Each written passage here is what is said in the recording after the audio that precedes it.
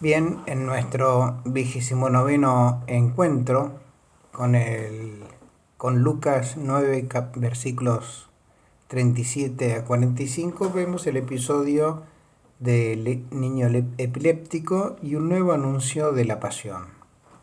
Nos preguntábamos qué podría significar la posesión de un demonio mudo, cómo lo podemos ver en nosotros, cuál es la reacción de la gente que ve esta curación y por qué tiene lugar la misma. ¿Para qué? ¿Qué conclusión podemos obtener del nuevo anuncio de la pasión? ¿En qué nos interpela? Bien, este nuevo episodio tiene lugar después de bajar del monte Tabor, después de la transfiguración. Mucha gente le sale al encuentro a Jesús, que baja con Pedro, Santiago y Juan. Quizá los estaban esperando. Posiblemente los otros 9 también estaban ahí esperando, haciendo lo que les había mandado, anunciar la buena noticia, curar enfermos. Pero estas personas habían venido a pedir milagros y entre estos se destaca uno que ruega a los gritos por su hijo, y para conmover al Señor le dice que es su hijo único, su unigénito, y le da su interpretación de la dolencia que tiene el chico. Un espíritu se apodera de él, empieza a gritar, se sacude con violencia, echa espuma por la boca y a duras penas se aparta de él dejándolo despedazado, como roto. Los apóstoles ya habían probado, quizá recordando los logros obtenidos durante la misión anterior de los 12, en la que habían expulsado demonios en nombre de Jesús. Pero en esta oportunidad no habían conseguido éxito alguno. Y Jesús atribuye este fracaso a la incredulidad o al menos a una pobreza de fe. Nos podemos preguntar, ¿pobreza de fe de quién? ¿De los discípulos? ¿Del padre del muchacho? No queda en claro, pues Jesús parece referirse a la incredulidad de todos al decir generación incrédula y perversa, difícil de soportar. Por la alusión que se añade en lugares paralelos como Marcos o Mateo, a la necesidad de ayunar y orar para confrontar esta especie de demonios, se ve que sus discípulos no habrían recurrido adecuadamente a estos medios, por lo cual el reproche puede atribuirse también a la pobreza de fe de los mismos apóstoles. La descripción del episodio puede corresponder tanto a una enfermedad como a una posesión. Cuando se le presenta el muchacho a Jesús, este cae en tierra sacudido con violencia. Lucas dice que el demonio lo arrojó. Lo mismo cuando añade a continuación que Jesús increpó al espíritu inmundo y cura al niño devolviéndolo a su madre, a su padre. No hay en este caso un diálogo entre el demonio y Jesús como en otras ocasiones. Tampoco hay confesión alguna de parte del demonio del mesianismo de Jesús.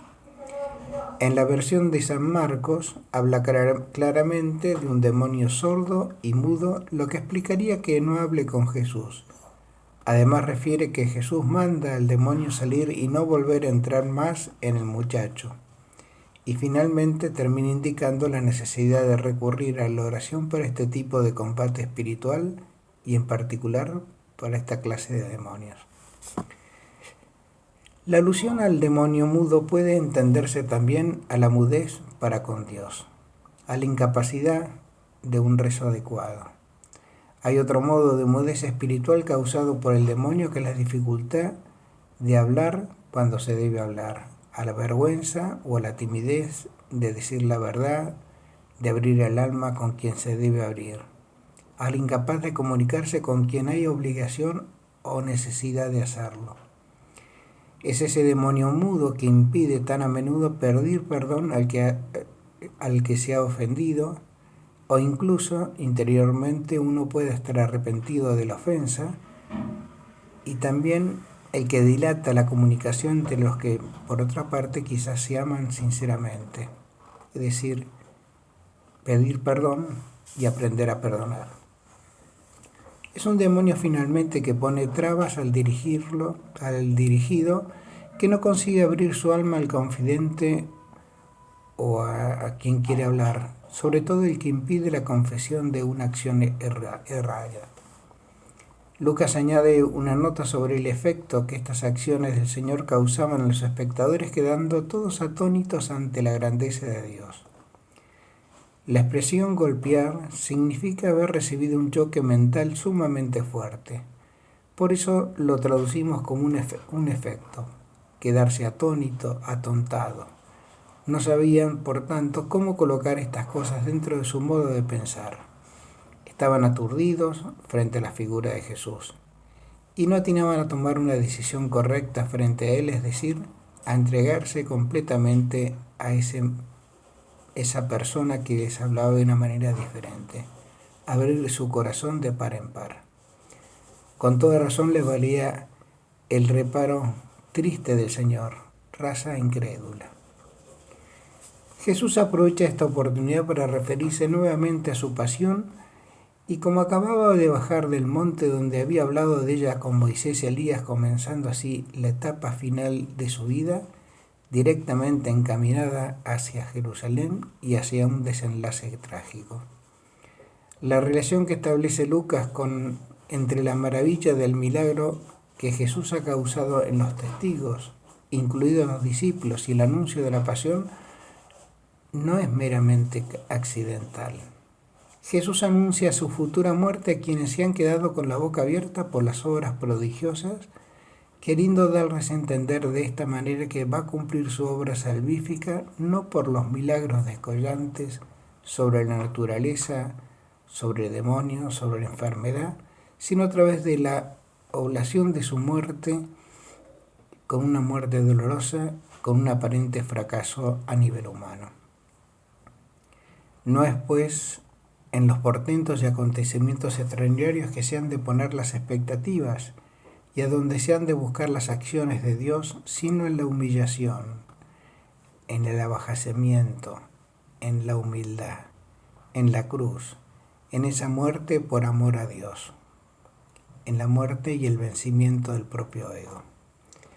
Sus discípulos no entendieron las palabras del Señor, pero tampoco hicieron nada para salir de la ignorancia que ella les generaba. No se atrevieron a preguntar al Señor sobre este asunto. No podemos preguntar por qué. Y no serían ciertamente porque el Señor fuera de esos maestros malos que pierden la paciencia cuando sus alumnos no los entienden. En muchas oportunidades le pedían explicaciones de las palabras que les resultaban oscuras, incluso se hacían explicar algunas de las predicaciones que él hacía, de las parábolas. Aquí quizá debemos entender esa reticencia por temor a ver con claridad una verdad demasiado amarga. Por eso San Lucas aclara que el temor los llevaba a no preguntarle sobre este asunto, pero no sobre otros. Era este argumento el que evitaban, la pasión. Lo que puede significar que aunque no lo entendían del todo, sospechaban que no se refería a nada halagüeño. Cuando más adelante, después de su resurrección, el Señor reprocha a los discípulos de Emaús por la lentitud en entender, quedará más claro todavía que de parte de sus amigos había cierta voluntad de no apurarse a entender las cosas que no les gustaban. Bien, espero que esto les ayude también a ampliar lo que hayan meditado y visto en este capítulo 9, versículos 37 y 46 de Lucas. Y nos veremos en el próximo encuentro, en el 30º encuentro. Que tengan una buena reflexión.